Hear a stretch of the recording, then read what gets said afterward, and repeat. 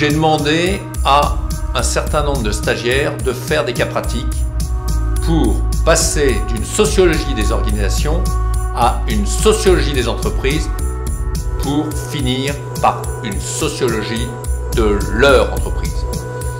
Pour ce faire, ils ont fait une sociologie d'entreprise en 7 points. Les 7 points sont les suivants.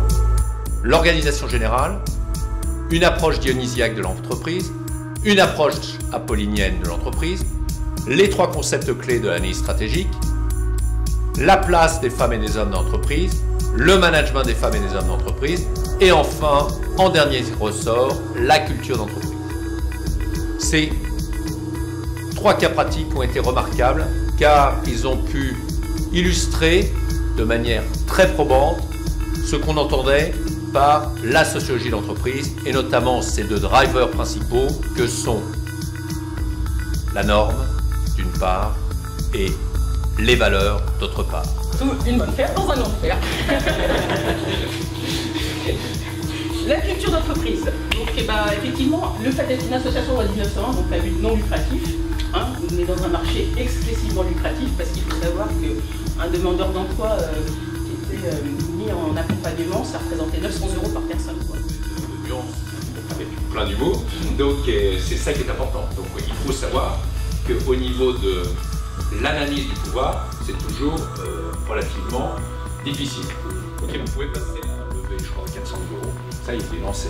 Mais il a créé grâce à cette dynamique, parce que justement il a expliqué, moi en tant que patron, j'ai des échecs, j'ai des succès. Mais en revanche, j'ai un état d'esprit entrepreneur, et par conséquent, je sais ce que je fais, et je le dis à mes équipes. En plus même, le gros avantage que vous avez, c'est que quand vous êtes comme ça, vous fonctionnez par ajustement mutuel, et vous progressez.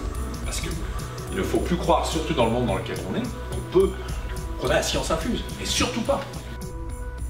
Je n'aurai qu'un mot, bravo à ces 3 équipes, et on peut dire qu'elles peuvent faire leur, la fameuse phrase de Goethe, remise à l'ordre de la sociologie, avoir des idées, c'est bien, mais sociologiquement parlant, c'est avoir des valeurs, c'est bien. Agir, c'est mieux. Sociologiquement, c'est agir selon ses valeurs, c'est mieux. Agir selon ses idées est ce qu'il y a de plus difficile au monde que Dixit. Et nous nous dirons, sociologiquement parlant, agir selon ses valeurs dans la norme est ce qui est demandé à la sociologie des organisations, des entreprises et de leur entreprise.